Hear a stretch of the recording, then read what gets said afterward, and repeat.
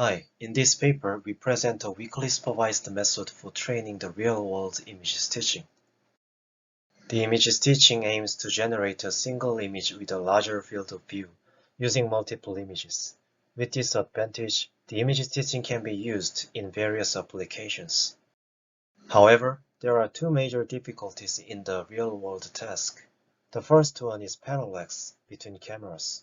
Even though you can capture the same content using multiple cameras, ensuring temporal synchronization, physical shift occurs if the camera centers are different. The right figure shows the change in the relative position of the object according to the movement of the center. From the scenario in the previous slide, stitching outputs may be different depending on which depth is taken as a reference. You can see the ghosting effect due to depth difference in each figure. From the Photoshop example, geometric distortion can be found inside the red box. And the second one is the difference in color tones between input images. Since the input images were taken from different viewpoints, the color tone may not be consistent depending on the location of the right source.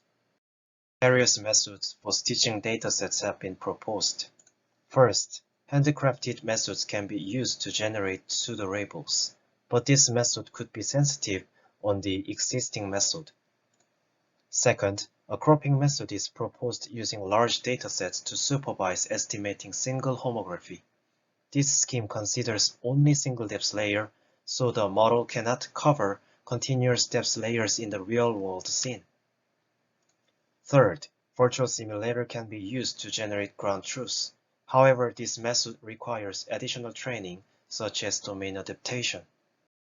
Unlike previous proposals, our dataset consists of 6 fisheye images captured from VR camera. From these images, half of images are used as inputs and the remaining images in ERP format are used for weak supervision.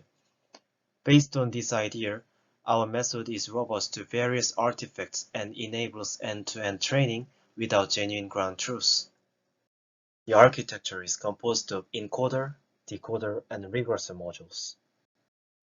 The encoder extracts visual features from each input image, and these features are concatenated along the channel axis. This feature map is called the encoding map. The decoder module consists of a shared decoder and private decoders. A shared decoder extracts a decoding map using the encoding output. The private decoders generate 4 components needed to create the final output from the decoding map. How these components are used will be discussed later. The regressor module estimates global affine matrices for guidance to find optimal flow maps. From these matrices, the global warping map GN is created. The final output is generated in several steps using 5 components from the decoder and the regressor.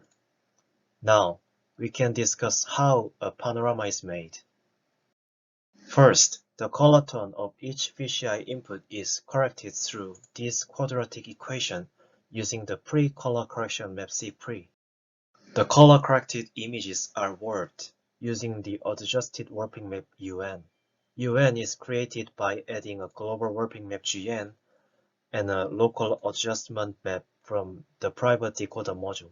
The figure on the left shows how the fisheye images are warped into ERP format as the training progresses.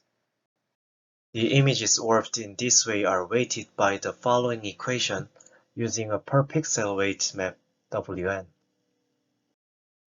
Finally, we use the post-color correction map C-post to correct the color of the weighted images, once again according to this equation.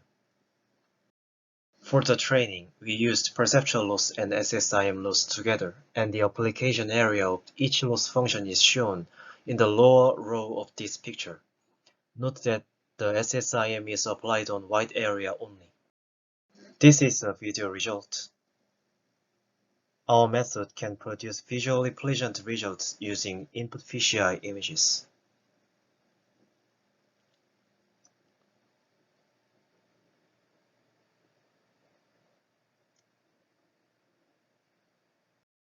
Thank you for listening to our presentation.